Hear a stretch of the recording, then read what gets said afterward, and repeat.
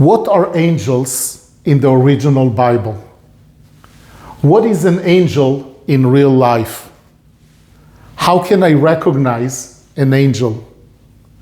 And are angels always good? So before I tell you the answers straight from God's language and from the original Bible, I would ask you to forget about wings, forget about good and bad and smiley looking angels. Malach. Repeat after me. Malach. Malach is an angel in God's language. The code to God is 91. Malach is a derivative of the word melacha. Melacha means task. So there you have it. Malach is anyone and anything or any animal that God decides to use in order to perform a task. Okay? In the original Bible, malach or malachim in plural, the plural, it's 198 times. But in King James, it appears only 95 times. Because King James decided to change the word angels to messengers and other wrong descriptions. What is an angel in real life? Now let me tell you how it works, how somebody becomes an angel.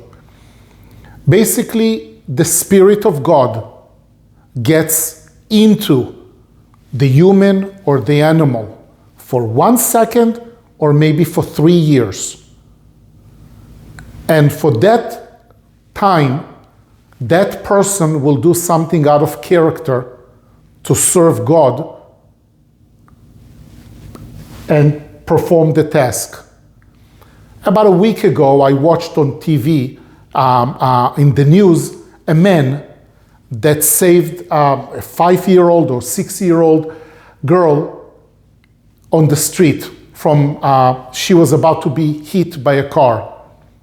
And when he was interviewed, he says, I have no idea how I did it, how I jumped in front of the car and I saved that girl. He looked like shocked that he did it. Of course it doesn't make sense that somebody will risk his life like this for a stranger.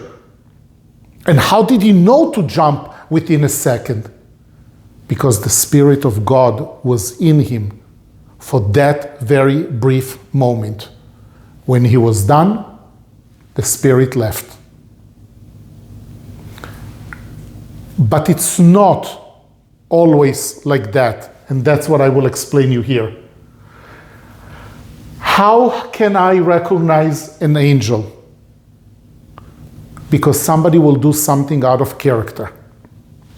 I can tell you that in the last few years, about 4 years since I started the original Bible Foundation, I have angels around me. How do I know that they are angels? Because they are doing things that is completely out of character. I have people that I know that are cheap with money and they donate. I know that people that don't believe in God, but they suddenly helping me.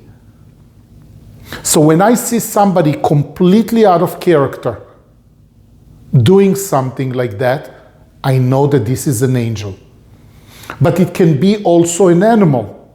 Let me give you an example. Assume that there is a single woman and she wants to get married. She really asks God and prays to get married. Her own dog beats her, like bites her. And as a result, she is bleeding. She has to go to the hospital. In the hospital, she's meeting a handsome doctor who also wants to start a family. You know the rest. That bad dog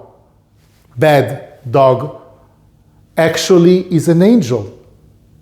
The Spirit of God got into the dog for 1 second to bite her so she can meet the doctor.